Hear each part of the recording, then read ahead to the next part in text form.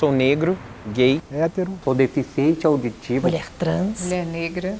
Oferecimento Copasa, Minas Gerais. Governo diferente, Estado eficiente.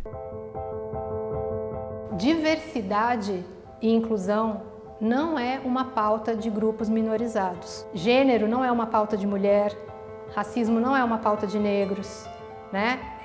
Homossexualidade não é uma pauta de homossexuais, assim como deficiência não é uma pauta de pessoas com deficiência e por aí vai.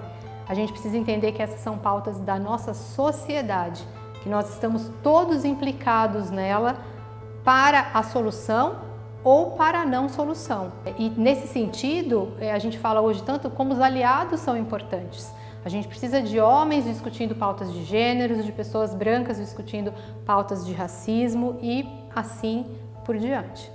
Eu acho interessante comentar de frases, né, que a gente quando começa a aprender, começa a estudar, a gente percebe assim, certas frases do nosso dia a dia que estão inseridas aí no nosso contexto estrutural, que são frases machistas, racistas, homofóbicas, capacitistas. E eu mesma já tive que mudar muito a minha forma de falar.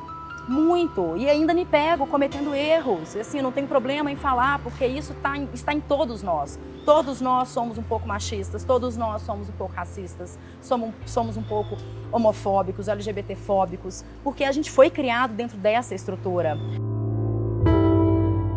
Meu nome é Luciana, sou branca, heterossexual e sou uma mulher na gerência de uma multinacional. A gente começa a questionar os nossos privilégios como seres humanos, coisa que eu nunca havia parado para pensar.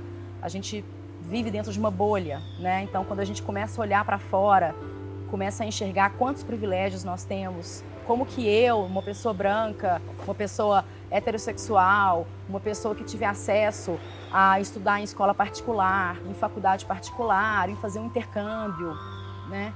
Como que isso me posiciona no mercado de trabalho de uma forma tão diferente? E será que é isso mesmo que tem que ser? E as pessoas que não têm acesso? O que a gente pode fazer para que elas tenham acesso ao mercado de trabalho? Então, eu vou até dar um exemplo aqui de uma frase que eu sempre falei muito, duas na verdade. Primeiro, João sem braço. Vou dar uma de João sem braço. Ou então comentar assim, eu tô sem braço para poder fazer essa, né, sem braço, sem uma pessoa para me ajudar, né? Tá faltando braço na minha equipe. Quantas vezes eu falei isso? Até eu perceber que isso eram frases capacitistas, né? O que será que é uma pessoa com deficiência, que talvez não tenha um braço, sente escutando uma frase dessa? Eu nunca saberia, porque eu tenho meus dois braços, então assim, eu não sei o que é sentir isso. E isso faz parte da transformação. É quando você começa a enxergar, né, como você começa a ter empatia e se colocar no lugar daquela pessoa. E você realmente não quer mais falar essas frases. Não é porque não é legal, não é porque falaram que não pode, não é porque eu sou gerente, é porque de fato eu sei que para mim pode estar ok, mas para o outro não está. Eu sou Braulio Arantes, tenho 39 anos, homem, hétero, branco, e sou aliado do grupo de diversidade na Localiza, a maior empresa de locações de carro da América Latina.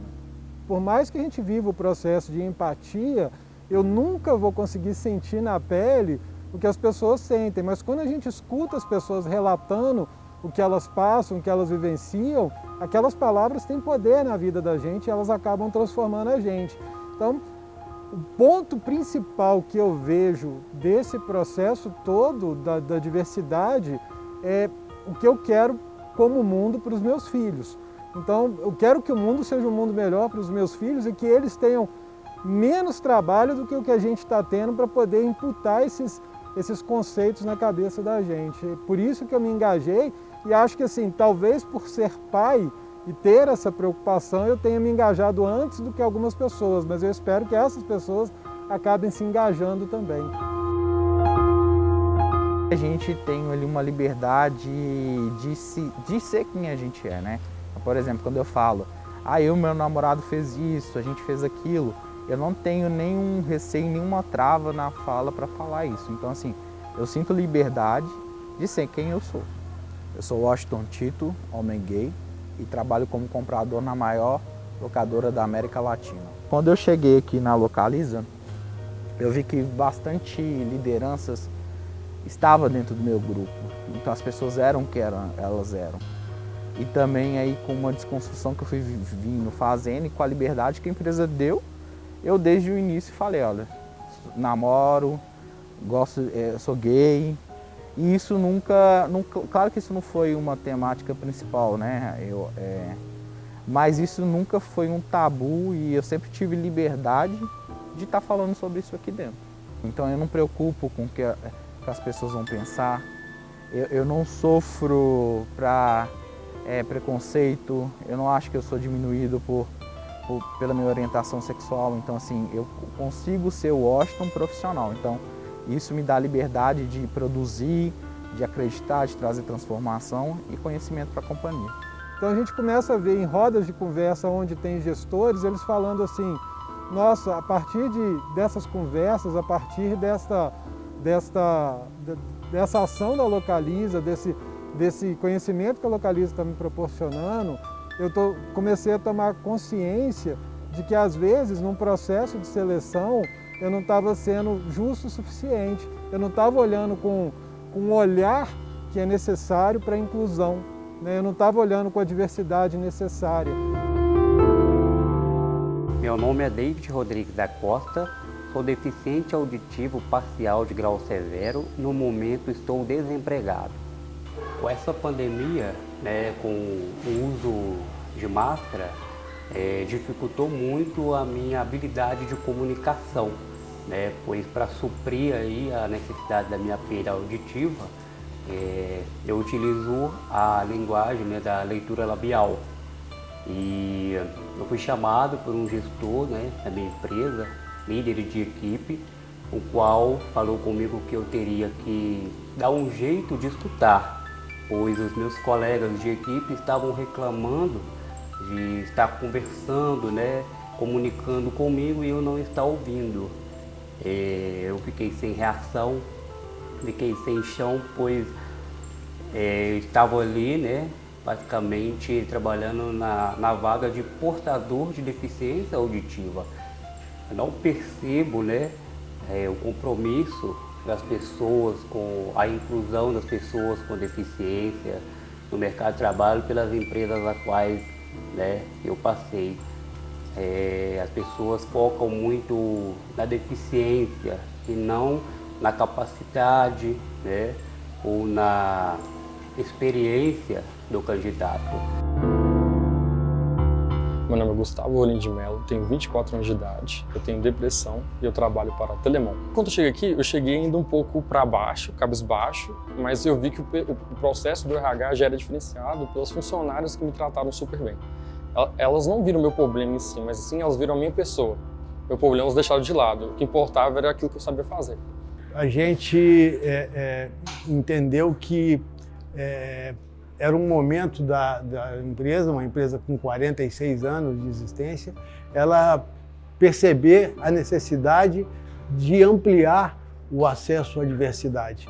Então, a nossa empresa, nos últimos anos, ela tem se transformado e ainda está muito longe do que a gente quer atingir. A gente quer realmente uma empresa inclusiva, uma empresa com participação grande de mulheres, participação grande do público em geral, né, que possa caracterizar em épocas passadas diversidade. A gente quer inclusão, é isso que a nossa empresa busca. Nós buscamos trazer todas as pessoas para trabalhar junto com a gente. Eu sou Gislaine Silveira, tenho 53 anos, sou promotora de vendas da PepsiCo. Começava-se uma entrevista super bem. Quando mencionava a idade, quantos anos você tem? 52. Aí a coisa já esfriava, já ia desandando e é deprimente, né? Você perceber que a sua idade está te deixando fora do mercado. Com tanta coisa para oferecer, com tanta experiência, e infelizmente é um entrave, é negativo você ter mais de 50 anos e querer entrar para o mercado. Foi o que eu senti na pele. Hoje eu sei que a PepsiCo tem uma política de inclusão. Eu não vou saber te dizer exatamente se foi por uma política de inclusão ou se não foi. O que eu sei é que eu fui muito bem, vamos dizer, acolhida, apesar da idade.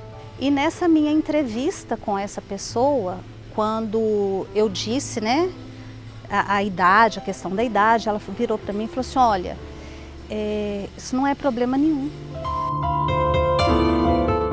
A empresa que eu atuava no mercado financeiro, ela era uma empresa totalmente preconceituosa em relação às mulheres.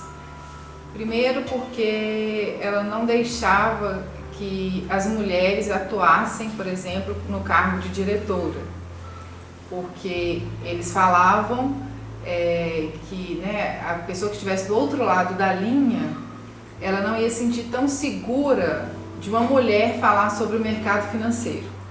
Ainda no período de experiência, a empresa contratou uma ginecologista para poder falar, né, para as mulheres, né, para a gente que estava trabalhando ali, sobre anticoncepcional, sobre prevenção, e tinha as brincadeiras, né? Vocês não vão engravidar, porque vocês querem muito esse trabalho. Então tinha aquela ameaça. Então eu acredito sim que exista, né, o preconceito no mercado de trabalho em relação às mulheres, desde o momento da entrevista. Porque pra gente é feita a pergunta, quantos filhos você tem? Os homens que eu conheço, quando a gente conversa sobre isso, eles não relatam esse tipo de pergunta. Assim que eu tive meu bebê, que terminou a licença maternidade, no dia que eu retornei à empresa, eu não fiquei dentro da empresa nem uma hora. Eu fui demitida no mesmo momento que eu entrei, já estava tudo organizado para minha demissão. A supervisora veio me dizer que para mim naquele momento era melhor. A demissão era melhor porque eu ficaria mais tempo com meu filho, já que eu queria tanto aquela gravidez. É frustrante, né? Como que a gente muda isso? Com muita educação, trazendo essa pauta para discussão, envolvendo as pessoas, para que elas comecem realmente a enxergar que lugar de mulher é onde ela quiser, né? E que a mulher pode sim desenvolver a mesma atividade que um homem, é ela que tem que decidir se ela quer ou não, se ela consegue ou não, e não a gente que precisa decidir por elas, com base nesses conceitos tão enraizados que a gente já possui. Eu, pessoalmente, tive experiências muito boas, que talvez sejam um pouco fora do que é o padrão geral da sociedade, porque minhas maternidades aconteceram em momentos de promoção, e é uma coisa muito bonita contar essa experiência e contar que é possível, e que cada vez isso seja menos exceções e seja mais um caso generalizado de por que não promover, que existem sim os obstáculos da sociedade, existem os preconceitos, a própria cobrança da mulher, que ela ainda é muito forte. Sabe que diversidade e inclusão não é uma moda, é uma tendência que veio para ficar, e o nosso compromisso com a diversidade e inclusão não é simplesmente levantar uma bandeira e ficar no discurso, a gente quer ações efetivas. Eu acredito muito que esse ambiente onde as minhas filhas vão trabalhar, nossos filhos, as próximas gerações, vão ser ambientes onde as pessoas vão ser mais felizes, vão ser mais elas mesmas, e não vão tentar se encaixar em algum molde predeterminado por alguém. E quando a gente olha do ambiente, do ponto de vista do ambiente corporativo, em termos de esse assunto, eu espero que esse assunto não exista mais na pauta, porque ele vai estar resolvido. Nós vamos ter conseguido evoluir como sociedade e não vai ser necessariamente esse um desafio mais, não vai ser uma pauta. As pessoas vamos ser nós mesmas lá na frente, nesse novo ambiente organizacional, assim como outras grandes pautas, e sem comparação, mas nós evoluímos com questão de tabaquismo, por exemplo. Eu entrei numa unidade onde o chefe da qualidade fumava na minha frente. Hoje isso é impensado. Não é a questão de ter que explicar a diversidade, né? Seja ela de gênero, seja ela de raça, porque o amor você não precisa explicar, né? Se é um casal de homens, ou se é um casal de mulheres, ou um casal negro, um branco, a gente não precisa explicar isso. O duro é a gente explicar a violência. O conselho que eu dou é a gente começar a olhar o amor como a solução, porque e não aceitar a violência, explicar a violência, explicar, olha só, a violência ocorre por conta da intolerância. Mas eu acho que a gente tem que começar a aceitar o amor como forma de solução dos problemas e deixarmos de ser intolerantes.